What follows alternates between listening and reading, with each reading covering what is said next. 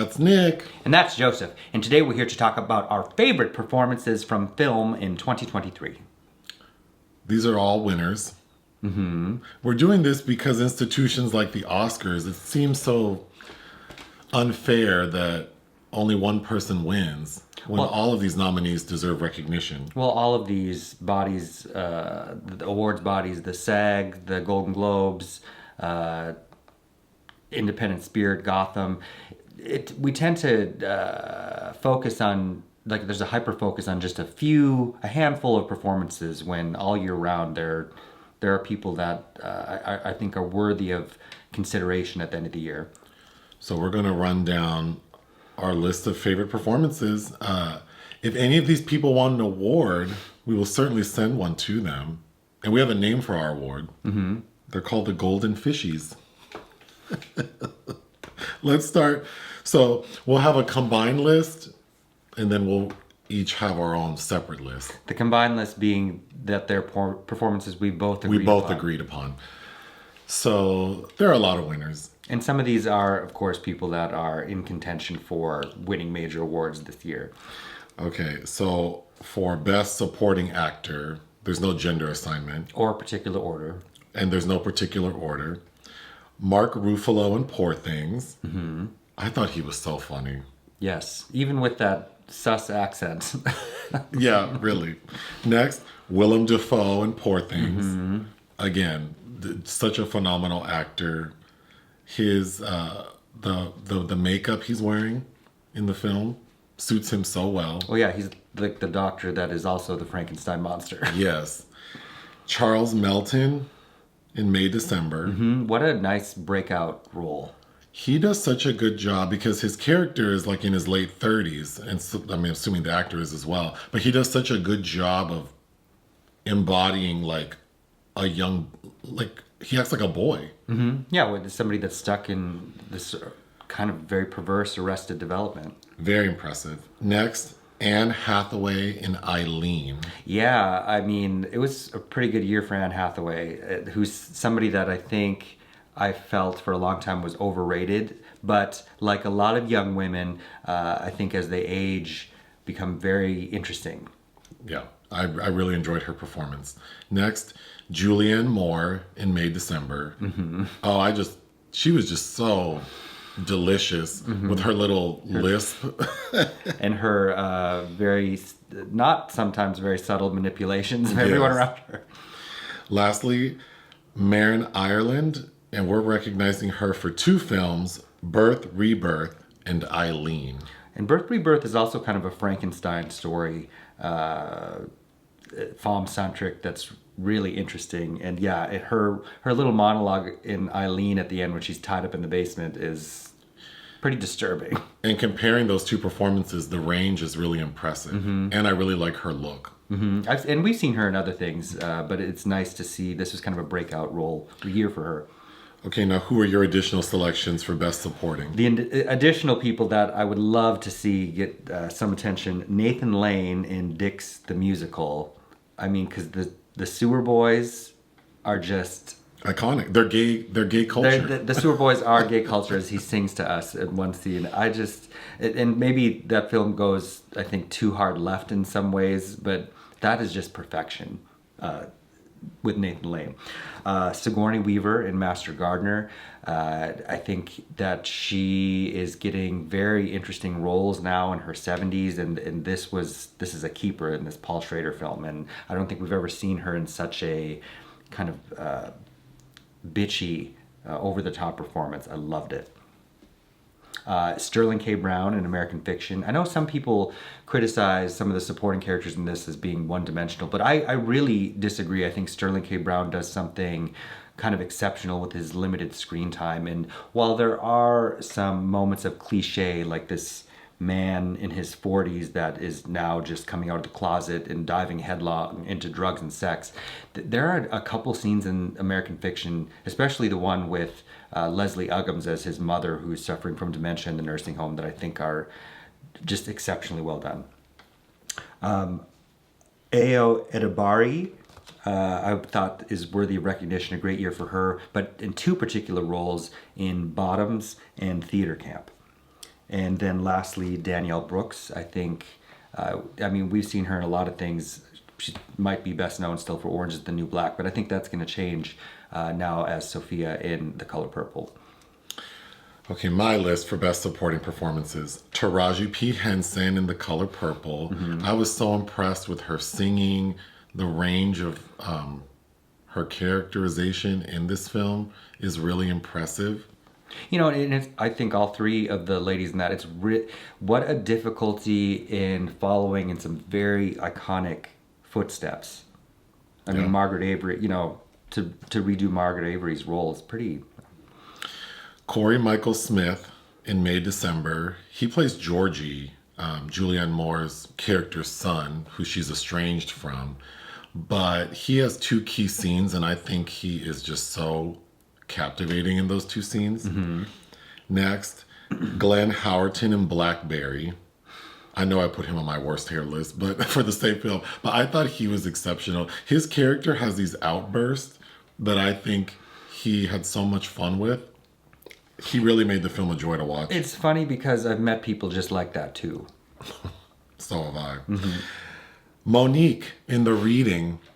I know we reviewed The Reading. We've reviewed all but two of the films on our list. But while I thought the film The Reading was terrible, I thought Monique gave a very impressive performance. And if any of you haven't seen it, I do recommend it for her. Sure. Next, Catalina Saavedra, Rotting in the Sun. Exceptional. Oh my gosh. She plays this housekeeper trying to cover up a murder that I think is just... Of the man she worked for. Yes. And if you do like her in this, Sebastian Silva utilized her very well in an earlier film called The Maid, which she's also really good in. Lastly, Erika Alexander for two movies, American Fiction and Earth Mama. I just love her so much. It's nice to see her coming out in some prominent stuff again. Yes. Her screen presence, just everything about her. She's a pro. Okay, moving on to our favorite lead performances. This is the combined list. Again, in no particular order. We have Emma Stone in Poor Things. That lady... her physical acting alone in this film is so impressive because her character is like an infant that eventually evolves into like a human, like an adult human of life. But it could have easily been like a caricature, but the way it's handled is just, it's almost imperceptible how she evolves. Yeah. It's impressive. I was never very happy that she won an Oscar for La La Land, but this is the film that I think she really deserves recognition for. Next, Sandra Hüller for Anatomy of a Fall. I know people were also including The Zone of Interest in that. I didn't think she had that much to do with The Zone of Interest, but in Anatomy of a Fall, she's pretty captivating. Yeah. In the dialogue and the language, she's really great in earlier films like Requiem, but after Toni Erdmann, I absolutely fell in love with her, and it's great to see her have such a fine year. Next, Zac Efron in The Iron Claw. What an unexpected turn. And I know he's played Ted Bundy and he was fine in that, but this is the emotional range, I think, was very impressive. Well, the range and the physical transformation, it's super impressive. Lastly, Trace Lysette in Monica. I thought she was, I like the word captivating. I thought she was captivating on screen. She gave a quiet performance. The whole film is just exceptionally subtle, but you know exactly what's going on. And I think people forget that those smaller subtleties are really difficult to achieve and to have the same level of poignancy and emotion. No. Okay, now you can run down your list of favorite lead performances. Caleb Landry Jones in Dogman, which I think comes out next April, but I saw this in Venice. It's not a good film. It's definitely like a B film from Luc Besson, but Caleb Landry Jones turns this performance as this abused kid that becomes paraplegic and then ends up using all the abandoned dogs in his neighborhood to run like a crime syndicate, and then moonlights as a drag queen at this gay bar. It is an insane movie, and I don't think that a great deal of it works, but captivating performance. Like, my God. Next, also from Venice, Léa Seydoux in The Beast, or La Bête from Bertrand Bonello. And much like her performance in Bruno Dumont's France, which was my favorite year that came out, I think this is really kind of a misunderstood film in just how complex and daring it is. And I am consistently surprised at how Ms. Seydoux can conjure these emotions that draw you in the most abstract of scenarios. It's just really interesting art house cinema that's not being done really anywhere anymore. And fascinating performance. I also have Fantasia Barrino in The Color Purple. Again, like I already said, to kind of follow in the footsteps of Whoopi Goldberg, but this time really utilizing the musicality, sends this in a kind of a completely different direction than I was expecting. Like, there are a lot of positive moments in this film in something that I associate with just kind of pure violence and trauma. And I think that she really sells it. And I mean, I'm a fan of her music anyway, but it was really nice seeing her in a way that I wasn't expecting at all. Yeah.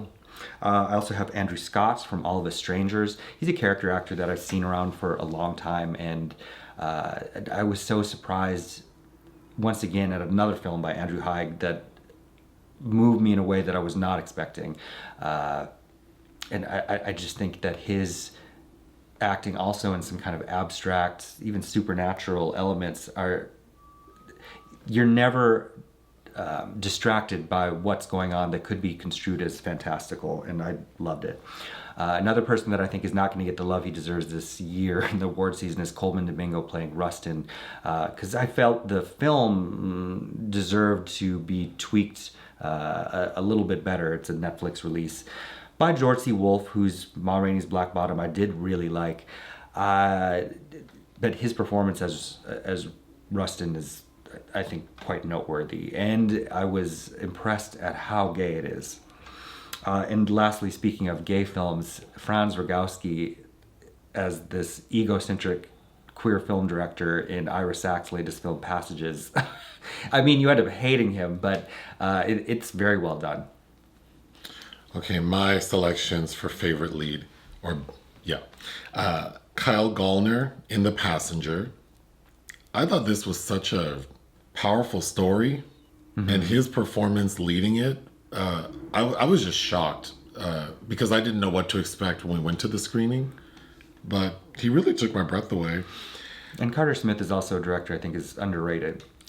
Leonardo DiCaprio in Killers of the Flower Moon. I'm laughing because I did think this was a fine enough movie. I had issues with it, but yeah, Leonardo impressed me from beginning to end. In a way, because his character is a monster, but there were times when I felt warm towards him. Well, it's interesting because you can see how he's compartmentalizing his monstrosity. Yeah. And lastly, Joaquin Phoenix for two films, Napoleon and Beau is Afraid.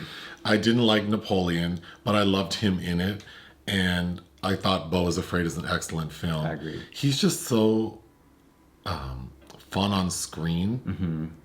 I really do like him. I do too. Those are all of our winners for the Golden Fishies. If you want your award, just DM us. Oh, God. Is there anything else you'd like to say? No, that's it. Follow us on Patreon and listen to our podcast. Bye.